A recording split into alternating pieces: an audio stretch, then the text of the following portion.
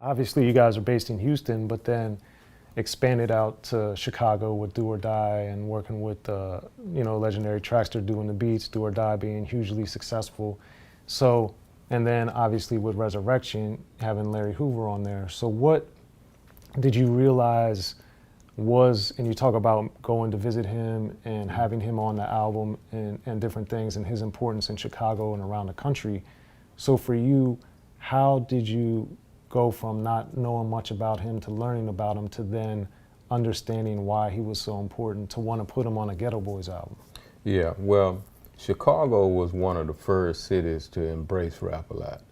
And, Larry Hoover knew me and knew of my movement before I really knew of him and his movement. Right. You know what I mean? And he extended an invitation, for me to come in and visit him. And, I did. I went in and had opportunity, to chop it up with him for a few hours, not knowing that, they was putting this wristband around me with this tool in it that would, recording. Not knowing I was under surveillance and being wiretapped. I wasn't in agreement with all of that. But, it's a good thing he and I was talking about legal things and legal movements, because if not, then, they probably would have handcuffed me before I left out of the jail, because they've been looking for that kind of opportunity as long as I can remember. But, that movement, that whole Midwest movement was a powerful movement for rap a lot. It really was the foundation of us, building our empire on, and I will forever, feel a special way about the Midwest, because it was Chicago, Detroit, Cleveland, all of those areas that was riding with us real tough, even before Houston and a lot of the places down south. And, that led to me like connecting with a lot of things in the Midwest. So why do you think, having been there and spent a lot of time there over the years, what was it about going to George's Music Room? What was it about all those situations that made Chicago, so much a part of what Rap A Lot did? Yeah, they could relate to our movement unlike no other. You know what I mean? Even though they're in the Midwest, it's a connection that's really unexplainable. And I think if I had to explain it, I think a lot of them are from the South. A lot of Mississippi. Yeah. A lot of people from Mississippi moved up, especially. Yeah. So that has to be the connection, because it's a strong connection, the whole Midwest and down south. And, I've connected with a lot of those individuals.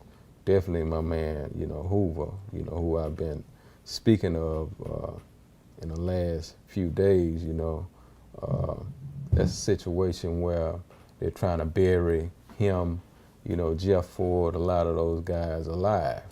Those brothers are alive, and they're trying to be buried alive, have them next to, the Unabomber and this Nicholas, the Oklahoma bomber. These guys have 1 life sentence. They gave Larry Hoover 6 life sentences for conspiracy. Right. So, you have to put that on the scale. Don't take a rocket scientist to understand that punishment that they giving him is above and beyond the call of duty.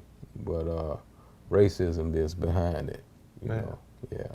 And I think that clearly ties into a lot of what the Ghetto Boys were talking about, starting with the Grip It On That Other Level album, because I always will tell people that it was amazing to hear in 1989, you guys talking about how you couldn't get your songs played in New York on the radio. Yeah. But then you were talking about being black owned and won't sell out and all that. And that, as you mentioned earlier, inspired the Tony Drapers of the world and the Master P's and the Babies. And I had it, so why not show it to them? Right. Okay. And then throughout the book also you talk about your different interactions with a lot of the biggest executives in particular. And, obviously the thing that you were going to be doing with Suge and the Murder Inc. guys didn't work out. But throughout the years, you had talked about your different interactions with Suge and some of your impressions about him and what happened to him and different types of things. So when you were first meeting Suge, interacting with him, like what did you notice about him that maybe he's playing a part to what's happening to him now? Well, you know, he was campaigning.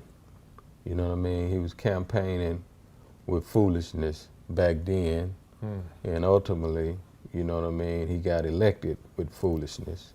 And, you know, my heart go out to the brother right now, you know what I mean, because I wouldn't wish that on you know, my worst enemy.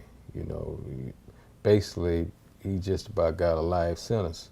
Right. You know, whether he accepted, you know, voluntarily or not, you know, that's what's before him right now. But that's the reality of campaigning with foolishness.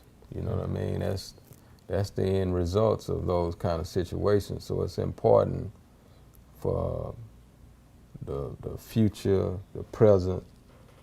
You know, it's hard to talk to the past, but to understand that and learn from the mistakes of, you know, campaigning with the wrong purpose, you know. At least know the reward that go along with those campaigns. And something you also do throughout the book is talk a lot about like the street codes and how the streets work.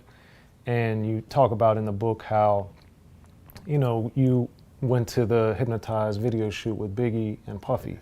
And I thought that was very powerful because your sense of what was going on did not match what Biggie was feeling. And he was looking at it as strictly business and not paying attention to what was going on in LA. So what do you think was the difference of why you were able to pick up on things? And then obviously he was killed in Los Angeles later, but what made your perception of things different from what you noticed his perception was? Well, you know, there's a thing that my street depth, you know, meaning that I'm a little more seasoned where the streets are concerned. And, you know, Puff, Biggie is somewhat surface deep to a certain extent. You know what I mean? You got to call it like it is, you know, because I saw that a mile away.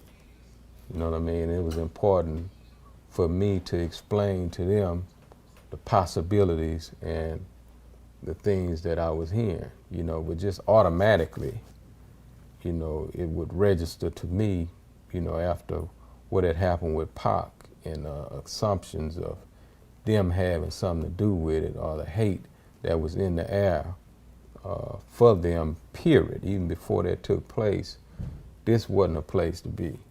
You know what I mean? And you have to really have experience where the streets are concerned to even begin to understand, you know, what can happen in them. And I think if they would have really been a little more depth where the streets were concerned, they wouldn't have been here like that. Right. Yeah.